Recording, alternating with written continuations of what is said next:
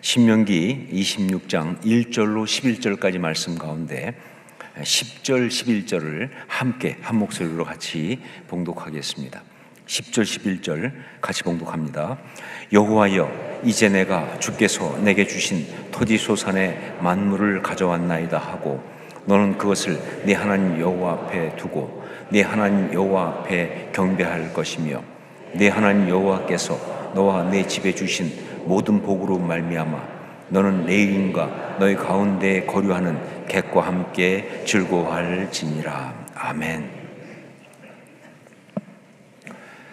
오늘은 2025년 추수감사 주일입니다. 자, 그런데 지난번에도 한번 말씀드렸지만 솔직히 절기가 잘 맞지 않습니다. 추수가 끝난 지 한참 됐잖아요. 그런데 왜 교회는 지금 추수감사 주일을 지키는 것인지, 교회가 이 11월 중순이 넘어선 지금 추수감사 주일을 지키는 이유는요, 이것이 바로 미국의 추수감사절 땡스기빙 데이와 연관이 있기 때문에 그렇습니다. 우리 상황에서 우리가 추수를 하고 이것에 감사해서 그래서 지키는 절기가 아니고, 우리가 미국 선교사들을 통해서 신앙을 배울 때 그때 미국의 추수감사절의 그 신앙적인 것을 우리가 받아서 지키다 보니 11월 지금이 바로 추수감사 주일이 된 것입니다.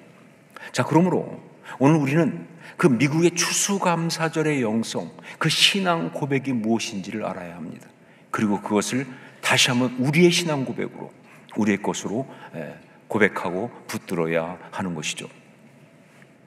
여러분 아시는 것처럼 미국의 추수감사절은 신앙을 위해서 영국에서 대서양을 건너서 1620년 11월 늦가을, 정확히 말하면 초겨울입니다.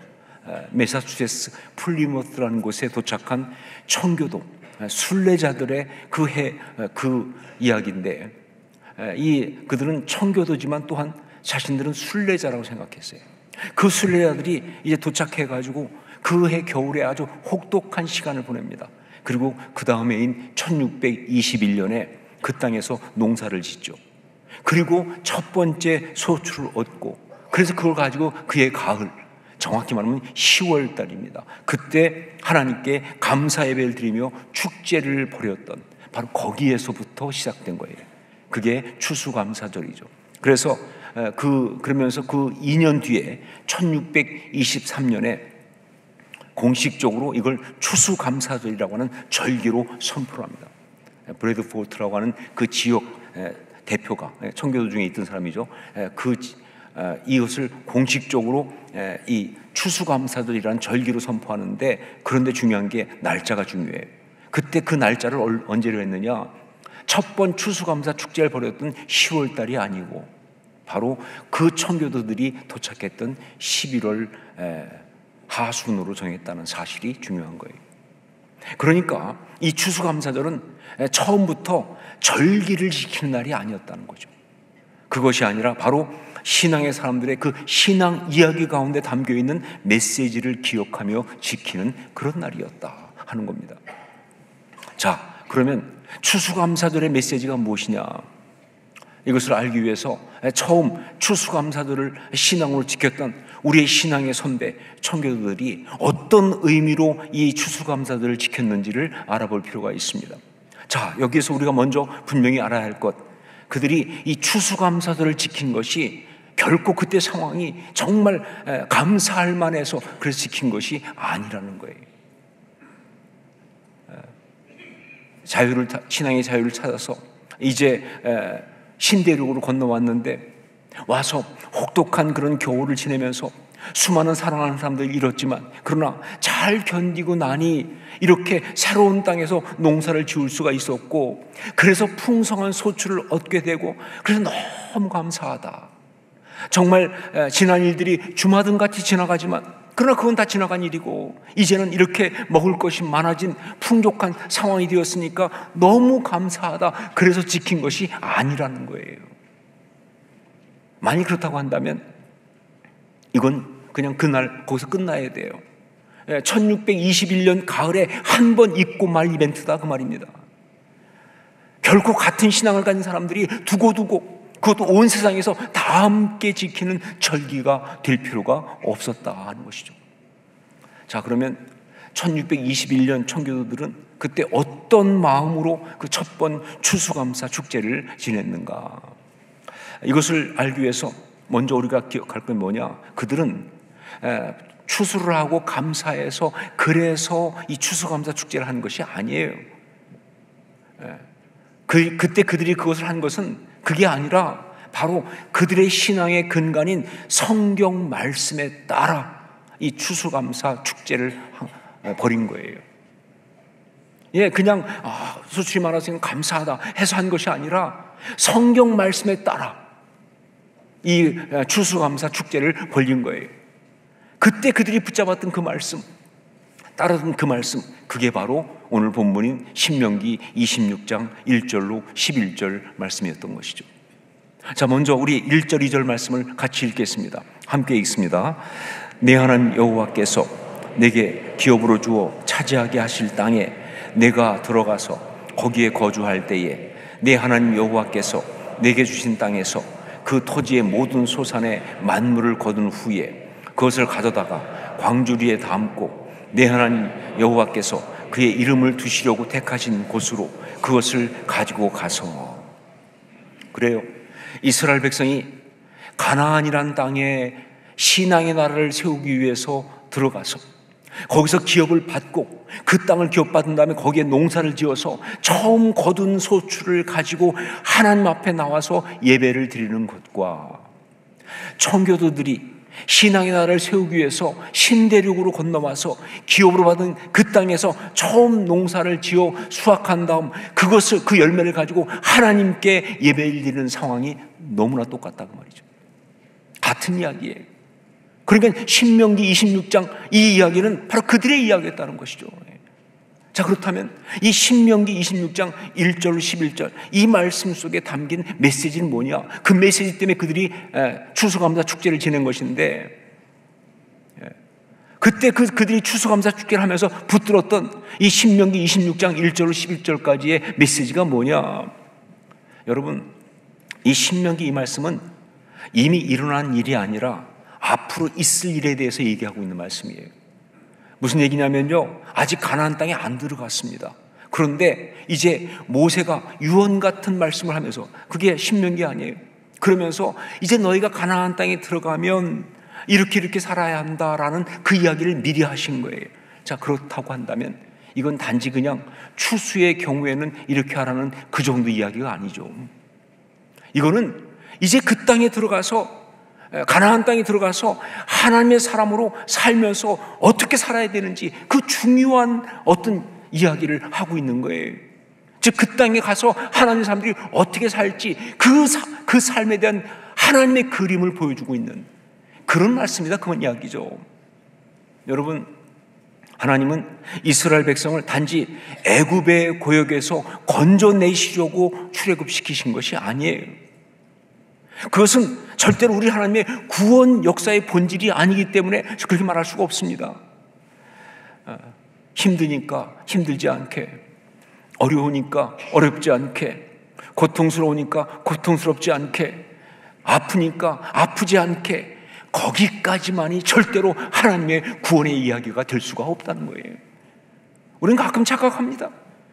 그런 고난 중에 우리를 건져내는 게 구원인 줄 알고 있어요. 아니요, 하나님의 구원은 그렇지 않아요.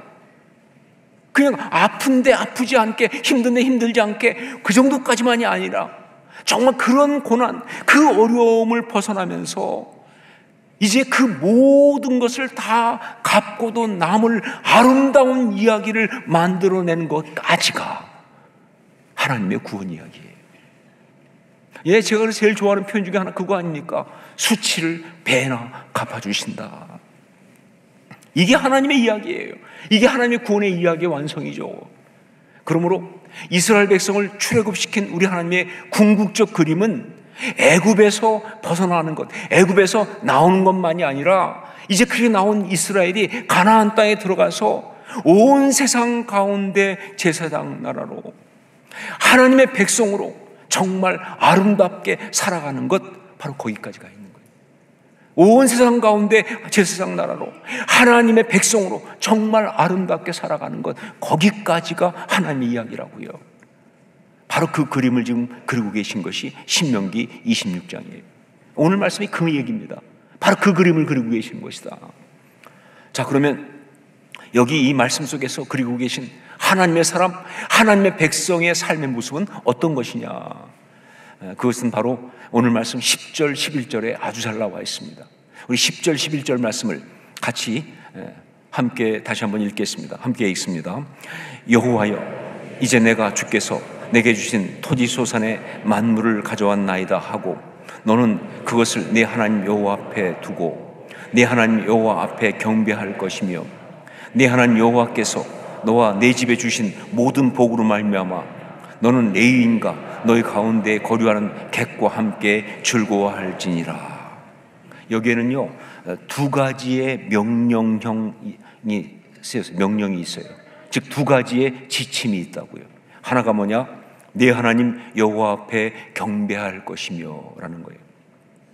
네 하나님 여호와 앞에 경배할 것이며, 그리고 또 하나가 뭐냐? 레위인과 너희 가운데 거류하는 객과 함께 즐거워할지니라.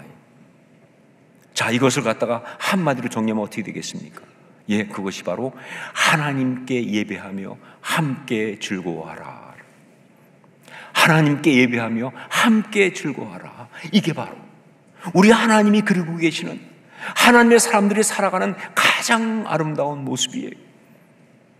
꼭 첫 번째 소출을 거뒀을 때만이 아니라, 혹은 뭐가 잘 돼서 그래서 정말 감사하다 뭐 그럴 때만이 아니라, 삶의 모든 구체적인 자리에서 그들이 살아가는 모습을 언제나 이래야 한다 그 말이죠. 하나님께 예배하며, 그리고 하나님이 주신 사람들과 함께 즐거워하는 것, 바로 그것이어야 한다. 그렇게 살아야 한다. 이것이 바로 진정 아름다운 삶이다 하는 거예요. 그러니까 1621년 청교도들은 첫 번째 추수한 걸 가지고 축제를 벌렸는데, 그때 그들이 이 축제를 벌린 것은요 다른 게 아니에요. 바로 이 신명기 말씀을 그 삶 속에 그대로 적용한 겁니다. 그러니까 하나님께서 말씀으로 명령하신 것에 대해서 자기 삶의 자리에서 그대로 응답을 한 거예요. 여러분, 이건 멋있지 않아요? 이게 정말, 이게 기가 막힌 이야기 아닙니까? 그렇죠. 가장 아름답죠. 말씀을 통하여 하나님께서 명하신 것을 삶 속에서 응답한다는 것, 이게 신앙이죠. 이게 신앙생활이죠. 이게 믿는 사람의 모습이죠. 이게 아름다운 삶이죠. 말씀을 통하여 하나님께서 명하신 것을 삶 속에서 응답한다는 것, 이게 진정한 영성이죠. 그래요. 그래서 그들은 아직도 엄청난 어려움과 위협이 도사리고 있었지만, 여전히 낯설고 힘든 그런 삶의 환경이었지만, 거기에서 추수감사 축제를 열었던 거예요. 그러면서 하나님께서 말씀하신 대로 하나님께 예배하고, 더불어 함께, 심지어 원주민들까지 불러서 같이 즐거워했던 것이다. 여러분, 인생을 복잡하게 살 필요 없습니다.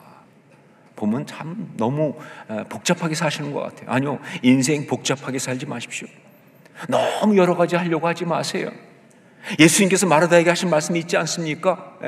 한 가지만이라도 족하니라. 인생을 정말 아름답게 사는 비결 한 가지만 있으면 돼요. 그 한 가지가 뭐냐? 삶을 아름답게, 위대하게, 행복하게 살 수 있는 그 한 가지가 뭐냐? 그게 바로 뭐예요? 하나님께 예배하고 함께 즐거워하라. 하나님께 예배하고 하나님이 주신 사람들과 함께 즐거워하는 것, 그거예요. 다른 게 뭐가 필요합니까? 뭘 이루어야 잘 살았다고 하시겠어요? 뭐가 진짜 행복한 삶입니까? 뭐 얼만큼 돈을 가져야, 얼만큼 명예가 올라가야, 얼만큼 뭐 어떤 삶 속에 성취를 해야 그래야 잘 살았다고 하시겠어요? 아니요, 딱 이 한 가지예요. 하나님께 예배하며 하나님이 주신 사람들과 함께 즐거워하는 것, 이게 진정한 감사죠. 이게 진정한 감사, 이게 추수감사절의 영성이에요. 여러분, 2025년 추수감사 주일에 주님이 주신 이 메시지를 아멘으로 받으실 수 있기를 주의 이름으로 축원합니다.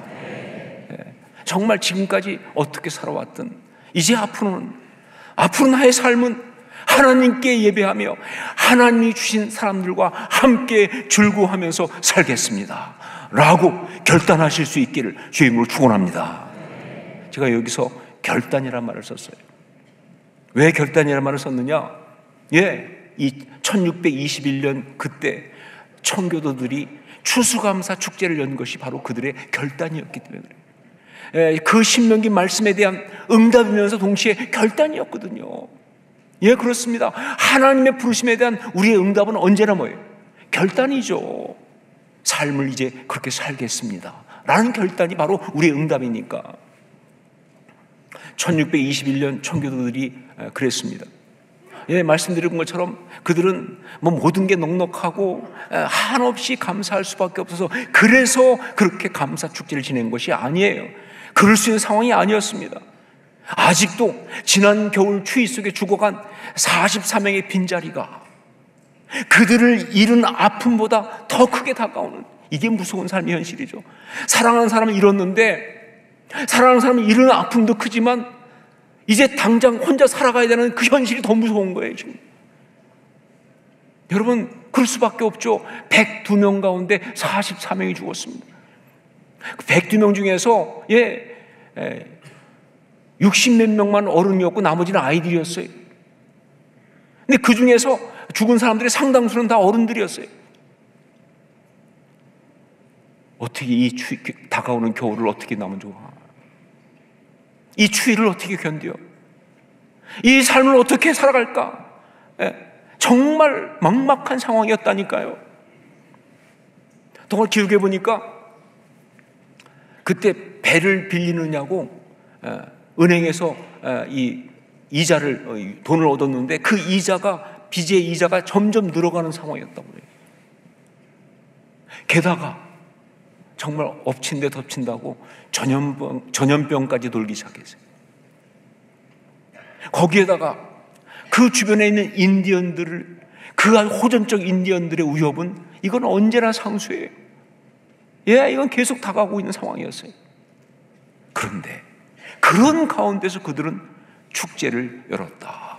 지금 축제할 상황입니까? 축제할 마음이냐 그 말이에요. 그런데 축제를 열었다. 왜? 말씀에 그렇게 하라고 하셨으니까. 이게 추수감사절이에요. 그렇기 때문에 이 추수감사절은 결단이었습니다.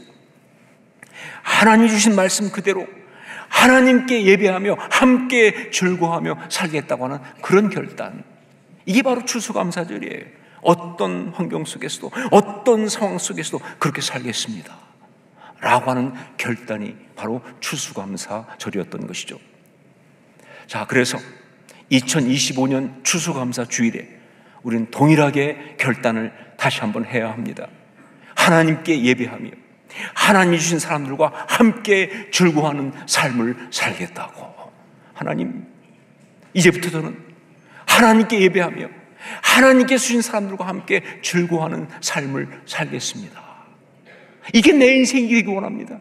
내 인생 이렇게 살겠습니다. 이 결단이 중요한 것이죠. 이 결단을 위해서 구체적으로 3가지의 결단이 우리에게 있어야 한다라고 생각합니다. 첫 번째 어떤 결단이냐? 예배의 결단입니다. 예배의 결단. 하나님 앞에 예배하는 것, 그것을 어떤 경우에도 멈추지 않겠다고 하는 그 결단이죠. 하나님께 예배하는 것, 어떤 경우에도 멈추지 않겠다는 이 결단이 정말 중요합니다. 이것이 우리 하나님이 그리고 계시는 아름다운 하나님의 사람들의 모습을 만드는 첫 번째. 정말 삶이 힘들 수 있어요. 어려울 수 있어요. 하지만 난 예배를 멈추지 않겠습니다. 예배를 갖다가 포기하지 않겠습니다. 예배를 부여잡겠습니다. 예배의 자리를 지키겠습니다. 이 예배의 결단이 첫 번째 중요한 거예요. 여러분, 우리 신앙의 선배들은 다 그렇게 살았잖아요. 여러분, 성경에 나오는, 그리고 교회사에 나오는 신앙의 사람들 보면 공통점이 뭔지 아세요? 가는 곳마다 어떤 상황에서든지 먼저 예배를 드렸다 해요. 예배를 포기한 적이 없어요. 예, 그게 그들의 신앙의 아름다움이에요. 그 결단이 중요하다는 것이죠. 예배의 결단. 두 번째는 축복의 결단입니다. 축복의 결단. 말씀드렸습니다. 1621년 그때 청교도들이 얼마나 어려운 상황 가운데 있었는지를. 절대 모든 게 다 좋은 것이 아니었다. 예, 어떻게 보면요, 실패한 겁니다. 어떻게 보면 버림받은 것 같아요. 어떻게 보면 정말 망했어요. 예, 제대로 된 것이 없을 정도로. 우리가 보통 그의 풍성한 수확을 거두고 이런 얘기 하는데, 학자들, 정말 제대로 된 학자들은 다 말합니다. 절대 안 풍성했다고. 그해 가을에 거둔 그것이 그 다음 해까지 살 수 있을 만한 양이 아니었다는 거예요. 예, 정말 제대로 성공한 게 아니었어요. 이런 비참한 상황이 있었습니다. 정말 두려운 상황이 있었어요. 그러나 그는 그 상황에서 절대로 절망을 묵상하지 않았다는 거예요. 저주를 묵상하지 않았습니다. 축복을 묵상하고 축복을 감사하는 그런 축복의 결단을 한 거예요. 이게 추수감사절이에요. 하나님이 지금까지도 놀랍게 축복하셨다라고 이렇게 선포하면서, 예, 물론 당장 눈에 보이는 거 많습니다. 하나님이 왜 나한테 이러시는지, 하나님이 정말 나한테 어떻게 이럴 수 있나 싶은 여러 가지 생각이 떠오르지만 그것들에 주목하지 않고 하나님이 정말 지금까지 놀랍게 축복하셨습니다. 그 주신 축복에만 초점 맞추면서 그 축복을 선포하고, 그리고 그러면서 앞으로도 계속 이렇게 축복하실 줄로 믿습니다. 그 믿음을 고백하면서 그렇게 감사 축제를 열었던 것이다. 축복의 결단, 이것이 바로 추수감사절의 영성입니다. 세 번째, 사랑의 결단을 하십시오. 사랑의 결단입니다. 사랑의 결단. 가까운 사람하고 혹은 자기가 좋아하는 사람과 가족끼리 그렇게 즐거워한 거 아니었습니다. 함께 즐거워했다 그러는데 이것이 그냥 가까운 사람, 가족들, 아는 사람 이렇게 즐거워한 게 아니었어요. 여러분, 신명기 말씀 보십시오. 거기 보면 레위인들하고만 하는 것이 아니라 어디까지 가느냐? 거류하는 객들도 함께 즐거워하라 그랬어요. 예, 그냥 자기 중에 관한 객들이에요. 우리 가족 아니에요. 그들도 함께 즐거워하라. 예, 그래서 1621년 청교도들도 이제 가을에 그 추수감사 축제를 하면서, 그러면서 자기들끼리 모여가지고 살아남은 사람들끼리 감사하다, 그리고 그것을 축제를 벌린 게 아니에요. 만약 그랬다면 얼마나 애처롭습니까? 그게 아니고 사람들을 초대하는데 일단 스ኳ토 사모셋이라고 하는 인디언들을 초청합니다. 이 사람들은 참 하나님 준비한 사람들이에요. 그 이전에 이제 영어를 이미 배웠던 인디언들이에요. 그들 때문에 살아남았어요. 그들이 도와줘서. 그래서 이제 추수한 다음에 옥수수 농사법 다 가르쳐 줬으니까, 그래서 이 스칸토와 그다음에 사모셋 초청 와달라고 하는데, 그때 이 청교도들이 굉장히 놀라운 이야기를 합니다. 너희들만 오지 말고 이 주변에 있는 인디언 다른 부족들, 특히 완파노아그족 인디언을 함께 불러달라고. 근데 왜 그렇게 불려요? 그들이 굉장히 호전적이었거든요. 그래서 완파노아그족 인디언 전사 90명이 함께 옵니다. 자기들은 50명밖에 없는데 저쪽은 90명이 온 거예요. 인디언들은 또 부르면 나오는 모양이에요. 그런데 그때 얼마나 재밌는 이야기가 있었냐면, 완파노아그족 인디언들 전사들이 90명이 딱 왔는데 와보니까 준비한 음식이 이게 택도 없이 모자라. 그렇게 많이 올 줄 몰랐죠. 더군다나 가지고 있는 음식이라는 게 뻔하지 않습니까? 그해 가을 추수해서 거둔 게 얼마나 되겠어요. 그러니까 이 완파노아그 부족들이 딱 보니까 이거 먹을 게 없거든요. 그래가지고 갑자기 그들이 거기서 그 전사들이 나가가지고 사냥을 시작한 거예요. 그때 잡은 것이 바로 뭐냐면 야생 칠면조였습니다. 그래서 지금 칠면조를 먹는 거예요. 맛있어서 먹는 거 아니에요. 눈물이 담긴 고백이 있어요. 예, 하나님 앞에서 그들이 정말 힘들지만 하나님 말씀대로 순종했더니 하나님이 이렇게 역사하셨다. 예, 그 칠면조 고기를 먹으면서 그들이 느꼈던 감격 기억하세요? 언제 그동안 고기 먹어봤나요? 여러분, 이게 하나님의 이야기예요. 자, 그런데 사실 그 완파노아 그 인디언 전사들 절대 그렇게 편한 사람들이 아닙니다. 아주 불편한 사람들이에요. 진짜 굉장히 위험한 전사들이라니까요. 언제 창으로 찌를지 모르는 사람들 아니에요. 정말 힘든 사람들이에요. 그런데 그들은 그들을 사랑하기로 결단한 거예요. 여러분, 사랑은 오그라들면 사랑이 아닙니다. 그냥 우리끼리, 우리 아는 사람끼리, 좋은 사람끼리, 그거 사랑 아니에요. 그거는 지독한 이기심일 뿐입니다. 그건 두려움일 뿐입니다. 사랑은 뻗어나가야 돼요. 사랑은 확장되어야 합니다. 불편한 데까지, 힘든 데까지, 사랑할 수 없는 사람들까지. 그러나 하나님이 하라고 하시면, 하나님이 주신 사람이라고 한다면, 하나님이 함께 살아가라고 한 그런 사람들이라고 한다면, 예, 그 모든 어려움을 감수하고 그 사랑을 펼치기 시작해야 돼요. 그게 진짜 사랑이에요. 이게 바로 함께 즐거워하는 이야기의 본질이에요.